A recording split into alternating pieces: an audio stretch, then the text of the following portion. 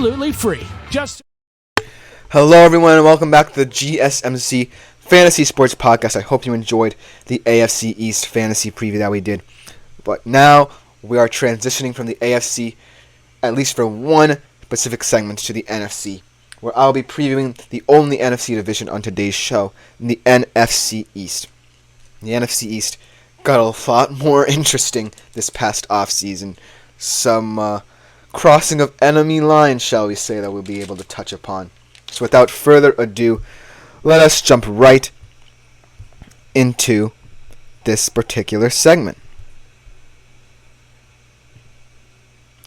Now, the NFC East is definitely a very volatile division in terms of fantasy. You have the Eagles and Cowboys, who are very appealing fantasy football teams, and then you have teams like the Giants and Commanders, who, while they definitely have some different pieces that could emerge, especially on the Washington Commanders, that I really like, I think it's very top-heavy amongst the Eagles and Cowboys for who you decide to choose if you go down the NFC East route. Let's start off with the Philadelphia Eagles.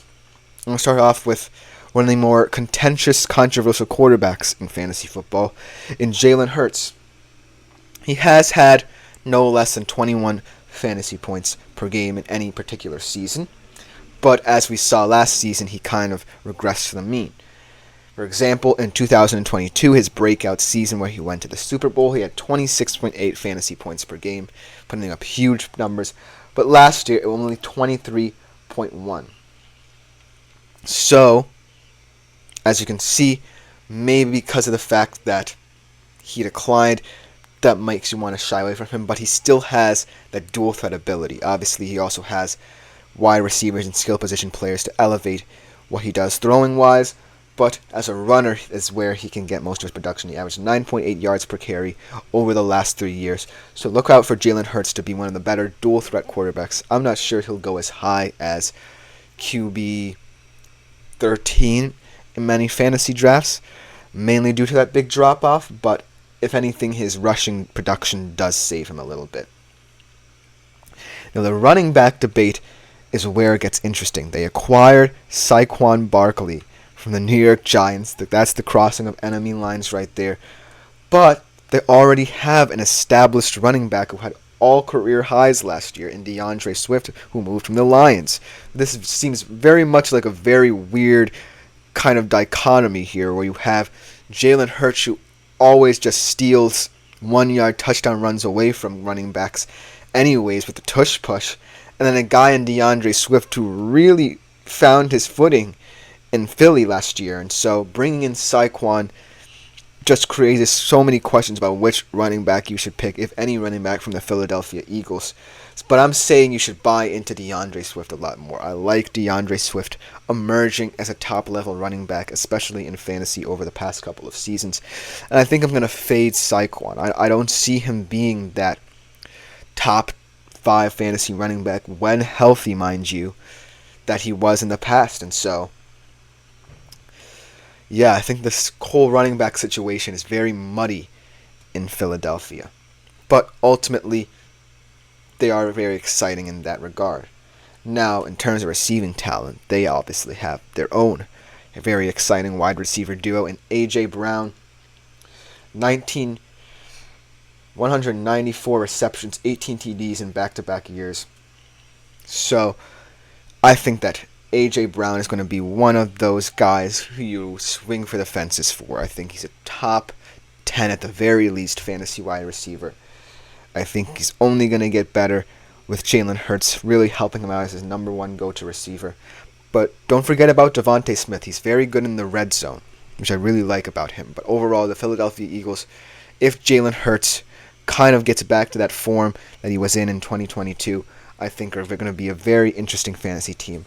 And a lot of players from the Philadelphia Eagles could be on your roster. Let's switch over to the Dallas Cowboys, the other exciting teams in the NFC East.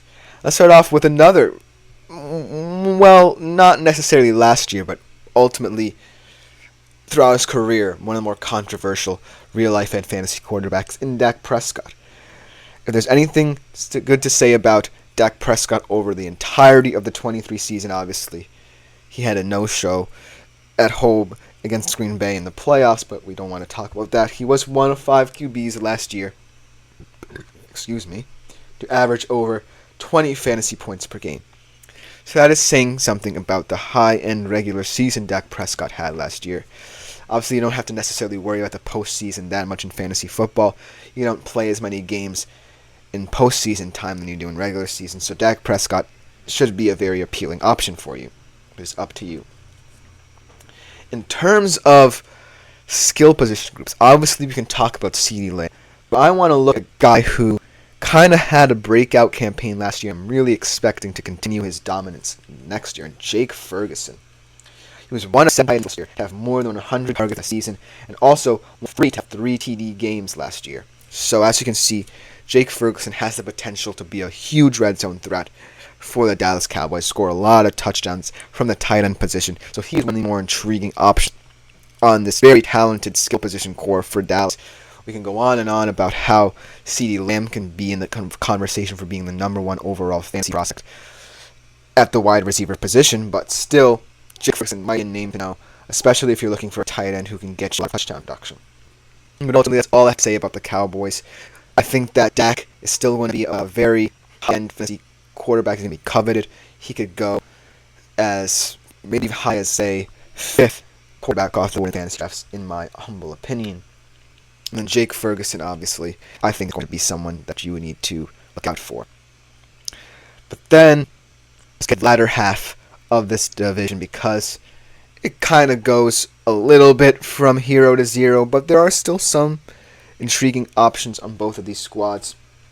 Let's start off with the Washington Commanders, because they added a lot of talent for their young rookie quarterback in Jaden Daniels this past season.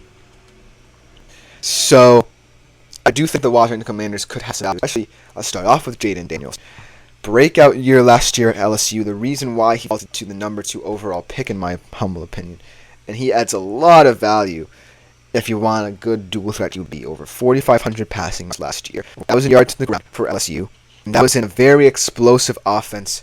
And he comes into a Washington Commanders system that is proving that they want to build on. They add Austin Eckler. He already has a guy at the receiver position in Terry McLaurin, who is a perennial 1,000-yard receiver. And then Jahan Dotson, who could emerge as well, someone who grabs contested catches. So ultimately, the Washington Commanders could be appealing and settle into his role as the lead for them. So while I'm not necessarily saying that you should look at them, especially in the division, because there are a lot more options, I'm saying the Washington Commanders, give them 3 or 4 years, and they could be someone that you are mining the well for fantasy-wise. But let's switch to Giants. We have to talk about them at some point. And it's a team that definitely doesn't necessarily have the same draw as the Eagles and Cowboys if you're looking for steals fantasy. But if there's anything, gives hope, is that Daniel Jones may just have his new number 1 receiver in Malik Neighbors, the number 6 overall pick in the 2024 NFL Draft. The Giants immediately becomes perhaps Daniel Jones' go-to target. Last year, he had 1,516 or 14 touchdowns. It's highly explosive. I look for him to be a huge vertical threat, extend Daniel Jones' throwing rate. So perhaps he's a missing piece of the puzzle the Giants put together here. Another guy whose name I just wanted to throw out, mainly because he's going to have to step up at the tight end position, is Daniel Bellinger, only 200 yards last year, but due to Darren Waller's retirement, could step into a much bigger role should Daniel Jones wish to go to him. But ultimately, I think the New York Giants as a whole are just a huge question mark on paper in terms of that. What is Daniel Jones going to be next year? Is he going to be the guy who kind of stepped up 2 years ago to the plus exactly, or is he going to be the guy who kind of regressed to the mean early on and was beset by injuries? That's the huge thing surrounding the Giants, because if Daniel Jones comes back and he immediately finds rapport with Malik Neighbors can be a top 10 fantasy receiver in my opinion, because of his yards at the catch ability and because of the fact he's always going to be looked for in terms of vertical routes. And so, the huge thing of the Giants is their health. If they stay healthy, they definitely have an opportunity to have some breakout stars. But if I were you, I would mainly look at the top half of this division, especially with the Philadelphia Eagles and Dallas Cowboys for that fantasy talent. So that's do it for this NFC segment, the only NFC segment of today's show. Coming up next, we're going to transition to the weird and wacky AFC South. You don't want to miss that segment. A lot of young talent emerging in that division. It should be a fascinating one.